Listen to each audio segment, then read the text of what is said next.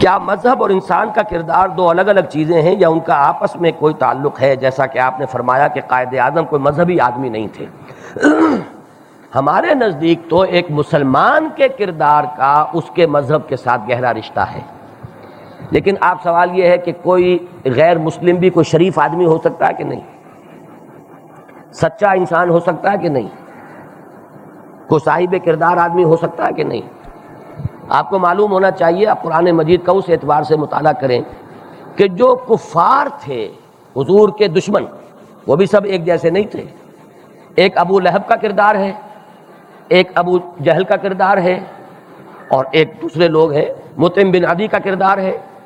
وہ مر گیا ہے اسی حالت کفر میں، شرک میں، لیکن وہی شخص ہے کہ جو اپنے 6 بیٹوں کو سجا کر ہتھیار اور حضور کو مکے میں لے کر آیا ہے جبکہ آپ طائف سے واپس آئے تھے۔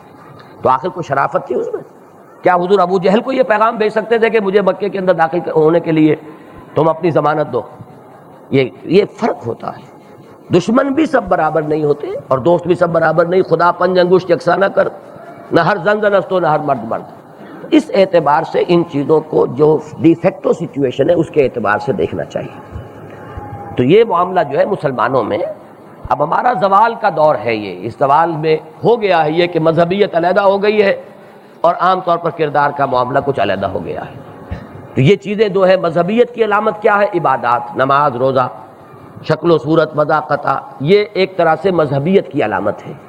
اور دوسری طرف یہ ہے کہ معاملہ، سچائی، کھراپن، انسان جو وعدہ کرے اس کو پورا کرے، یہ کردار کا معاملہ ہے۔ تو ہمارے ہاں آپ کو ایسے لوگ آج بھی مل جائیں گے جو ان چیزوں کے اندر بہت سے مذہبی لوگوں سے بہتر ہیں، لیکن یہ کہ وہ نماز روزے سے اس کی وہ پابندی نہیں ہے یا ان کا اس میں شغف نہیں ہے۔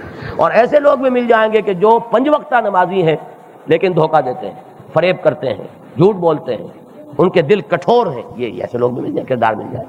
تو ہمارے معاشرے میں یہ چیز کچھ سپلٹ ہو گئی ہے۔ کچھ ایسے بھی لوگ ملیں گے دیندار کہ جن کے اندر کردار بھی ہے اور مذہبی اور عبادات اور شاعر اسلام ان کے ساتھ بھی صحیح لگاؤ۔ تو ہر طرح کا معاملہ موجود ہے۔ قائد اعظم کے بارے میں دیکھیے، ہر شخص کی ایک سٹڈی ہوتی ہے، میں نے بھی مطالعہ کیا۔ میرا مطالعہ یہ ہے کہ وہ مذہبی آدمی سرے سے نہیں تھے، جو یہ کہتا ہے غلط کہتا ہے، لیکن صاحب کردار انسان تھے۔ پرچیزیبل کموڈٹی نہیں تھے، انہیں کوئی خرید نہیں سکتا تھا، ان کے اندر کردار تھا اور وہ آہنی اعصاب کے آدمی تھے۔ یہ چیز تھی اور اسی چیز نے ہمیں ایک فائدہ پہنچایا ہے۔ اور ہندو کے ساتھ مقابلے میں تو دوسروں کی گواہی آپ کے سامنے پیش کر چکا ہوں کہ وہ 2 آتھر جنہوں نے کتاب لکھی ہے فریڈم ایٹ مڈ نائٹ، اگرچہ وہ گاندھی کے انتہائی معتقد اور ماؤنٹ بیٹن کے بہت ہی زیادہ مداح ہیں، لیکن وہ مانتے ہیں کہ پاکستان کا عالم وجود میں آنا ہمارے نزدیک تو وہ مشیت ازدی ہے، لیکن وہ تو مشیت ازدی نام کی کوئی شے تو جانتے نہیں نا۔ وہ تو یہی اسباب دیکھیں گے۔ انہوں نے کہا کہ صرف ایک شخص کا مرہون منت ہے اور اس کا نام محمد علی جناح ہے، اگرچہ شدید ترین تنقیدیں انہوں نے کی ہیں محمد علی جناح پر، لیکن یہ بات ماننے پر مجبور۔ یہ مسئلہ ہے جس کو میں نے بیان کیا کہ ہمارے ہاں اصل میں ایک افراط و تفریط یہ ہوتی ہے جس سے ہمیں عقیدت ہو گئی کسی وجہ سے، اب اس کی کوئی بھی خامی کا ذکر ہم پسند نہیں کریں گے بلکہ ہمیں نظر ہی نہیں آئے گی، اور جس سے کوئی اختلاف ہو گیا اس میں کوئی خوبی کبھی نظر نہیں آئے گی۔ وہ تو حضور کے بھی الفاظ ہیں، حب کا شے یومی کا ویسم، تمہارا کسی چیز سے محبت کرنا تمہیں اندھا بہرا بنا دیتا ہے۔ اب انہیں ولی اللہ بنانا اور ان کے ناموں کے ساتھ اولیاء اللہ والے القاب شامل کر دینا، یہ وہ ایک انتہا ہے۔ دوسری انتہا یہ ہے کہ لوگ انہیں کافر اعظم کہہ دیں، جیسے کہ اس زمانے میں کہنے والوں نے کہا تھا۔ یہ دونوں چیزیں جو ہے میرے نزدیک افراط و تفریط کی ہیں، اور بہترین میں نے کل آپ کو سنا دیا تھا کہ مجھے جو بہترین اس میں روشنی ملی وہ پیر سید جماعت علی شاہ رحمۃ اللہ علیہ کا قول، کہ جب ان سے پوچھا گیا کہ یہ کیا ہے، آپ اتنی بڑی روحانی شخصیت، دینی شخصیت، اور ایک داڑھی مڈے کے پیچھے لگ گئے آپ، تو انہوں نے کہا بھائی میں نے اسے اپنا کوئی دینی یا روحانی پیشوا نہیں مانا ہے، میرا تو ایک مقدمہ ہے، قوم کا مقدمہ، قومی مقدمہ ہے، اس مقدمے کے لیے مجھے ماہر وکیل چاہیے، جو ماہر ہو، باصلاحیت ہو، اور پھر یہ کہ وہ بکنے والا نہ ہو کہ کہیں فریق ثانی کے ساتھ بک جائے اور معاملہ کر لے اور بیٹھ جائے تو بیڑا غرق ہو جائے گا میرا مقدمے کا۔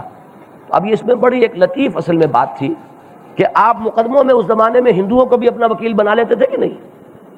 مقدمہ ہے آپ کا، آپ اس میں دیکھتے تھے کون قانون کا زیادہ ماہر ہے، کون میرے مقدمے کی بہتر پیروی کر سکتا ہے، اس میں تو اس کام کی صلاحیت کو دیکھا جائے گا۔